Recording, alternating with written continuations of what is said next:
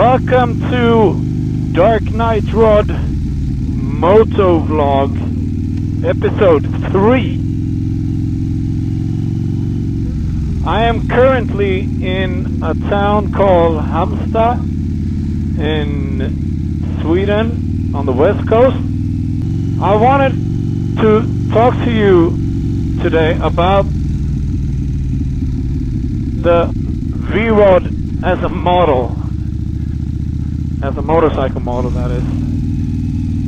It's been around since 2002, and the first time that I got an eye on it was actually on the movie X-Men. Or was it Wolverine? Doesn't matter. I think Wolverine was riding one, and that was in chrome with disc wheels, and it looked awesome. But things have changed. Chrome is maybe not the sexiest thing on earth right now, and actually I think black is the new chrome. Everybody wants everything black, including me. I think it's a great color, if you will. And I mean, a bike should be mean and green, and not mean and green, but you understand. Oh yeah! Oh, a tunnel! And anyhow, I saw the Vrod, and I was in love. But back then I was 20 years old, and I couldn't afford one. It was Harley's, I think, first attempt of a liquid-cooled engine. Maybe there was some in the 90s. I think there was a sport bike called VR1000. I think you can correct me in the comments. And I think the Vrod is actually kind of built upon that. And when the Vrod was launched, it was a very, very big thing. And mainly because two things, or maybe 3, 4, but mainly two things. The first thing was, as I said, it was liquid cool. The engine was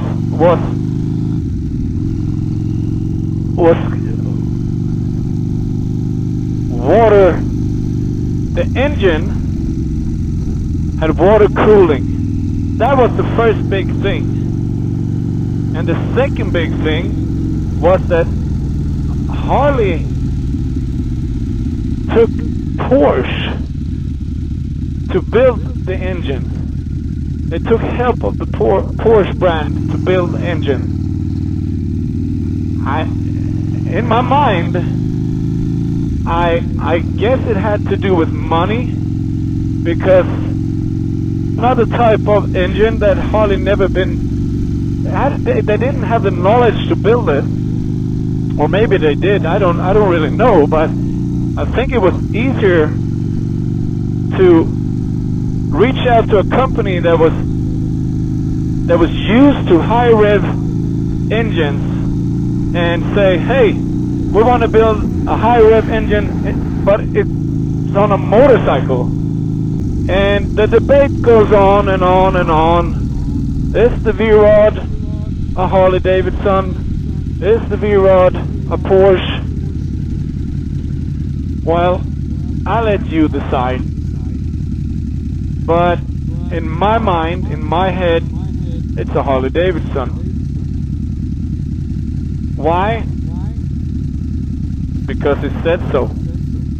Soon, the Vrod It's 20 years old, but Harley-Davidson discontinued the model back in 2017. They said it was due to emission controls that couldn't live up with the Revolution engine, but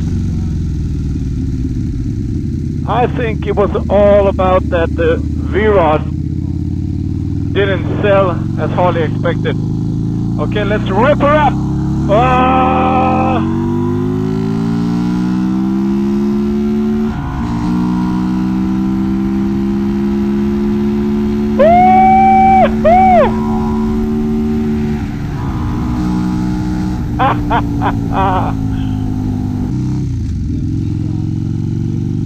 The Vrod family didn't sell as much as Harley-Davidson needed it to.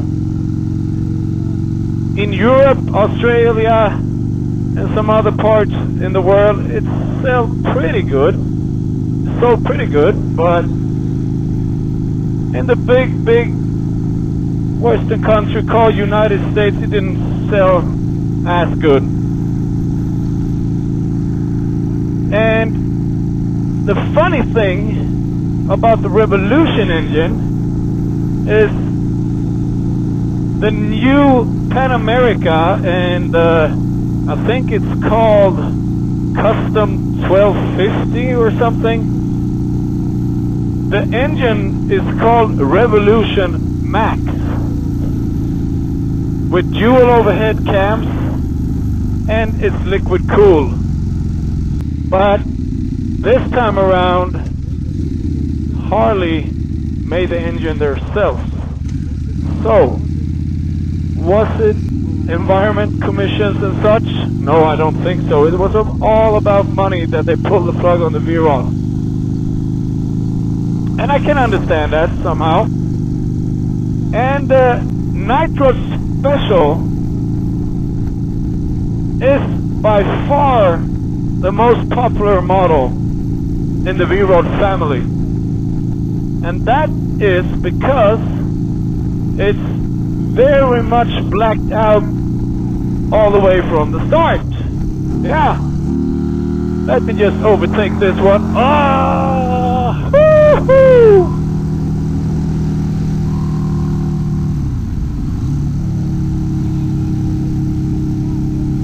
Man, I love this machine. God damn it. If you haven't tried one, you gotta try it. Ah.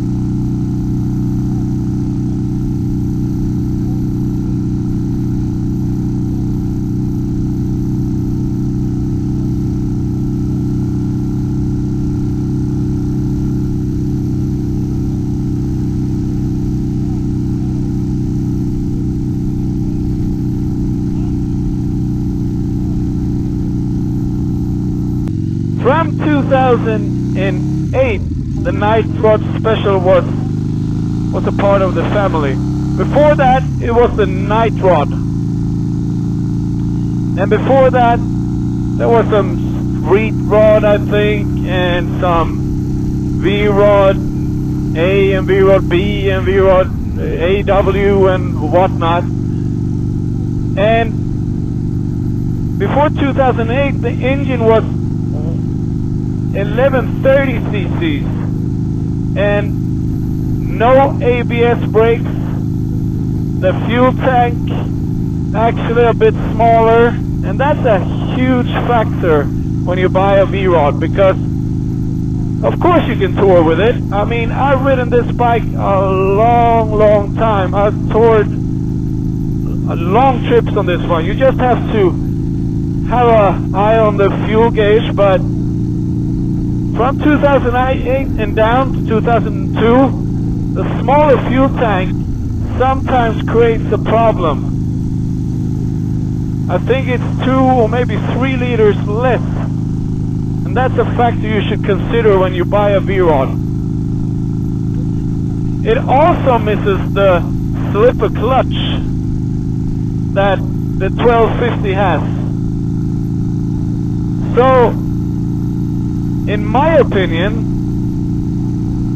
if you are not going to heavy modify your bike, goddamn, look at this. God damn it, this is so darn beautiful. Oh man, come on. What a evening. Sweet Lord Alabama. Oh, where's the Russian roads this? Anyhow, back to the Vrod and Night Rod. If you are not going to heavily modify your bike, say you got a wish for 300, 360, 330 rear and big front wheel and apes or whatnot on the Vrod, I think you actually might go for a cheaper 2002 to 2008. Because if you are going that road of doing so many mods, and if you're not going to ride it as much, you may or may not find a better deal. But consider the fact that the smaller fuel tank, no ABS, no slipper clutch, consider that before you buy. If you're planning, like me, or like many others with me, to ride your bike and at the same time modify it, then maybe I should recommend going with 2008 and up. And I think it was 2012 Harley actually upgraded the Night Rod and Vrod muscle model. They put a much anticipated upside down fork on it. They did some smaller cosmetic changes to the headlight and to the rear fender. And I think that's it actually. Between 2012 and 2017, there wasn't much going on except that. But if you want the best and best value for the money, I should go with the 2012 and up, because the inverted forks, or upside down, depending on how you see it, what you call it, they are better, much better than the pre-2012. But if you're like me, going with air ride in the front, you pretty much need the older model. There is a company that do air ride on the upside down suspension. Should you buy or should you not buy a Vrod? Are they comfortable? Is it really a Harley? How is the average mileage? How wide of a tire can you fit on the stock swing arm? That is probably the most common question, and I can answer that. you can, at your own risk I should say, put a 280 on the stock swing arm. At your own risk, you never heard it from me. The Vrod a comfy bike? I think it is. I mean, it's a clamshell bike. You have your legs like this and your upper body like this. But if you're in for comfort, you should buy maybe a Honda Goldwing, or maybe you should stay in your car. That is comfy. I mean, come on. Of course you want to feel your ass when you get off your bike, but I can promise you, you won't die on a night rod. Especially if you leave it stock. They're pretty much like any other bike. They're a bit odd, the clamshell position, but you get used to it. And if you do like I do, put a drag bar on it, you will sacrifice comfort, but you will get looks. And that is an equation that doesn't always add up. How is the mileage? Well, I ride about, my average speed is about 100 to 120 kilometers per hour, and I have a mileage of 25 Swedish miles. I think that's enough. I mean, after 1 hour, 1.5, most of the guys I ride with want to stop anyhow, stretch the legs, take a leak or a cigarette or something. And I never had an issue with that. Maybe 1 or 2 times I had a little bit of panic, but if you ride a motorcycle, that's a part of it. As you can understand, I love the night rod. And no secret that I have a small crush on Harley-Davidson also. I love the brand, but I love pretty much any motorcycle. There's not a motorcycle I will talk badly about. Not any. And I respect everyone that rides a motorcycle. But my thing is Harley-Davidson and the Night Rod Special. And I pretty much think that I will die on this bike, or at least with this bike. There was a time,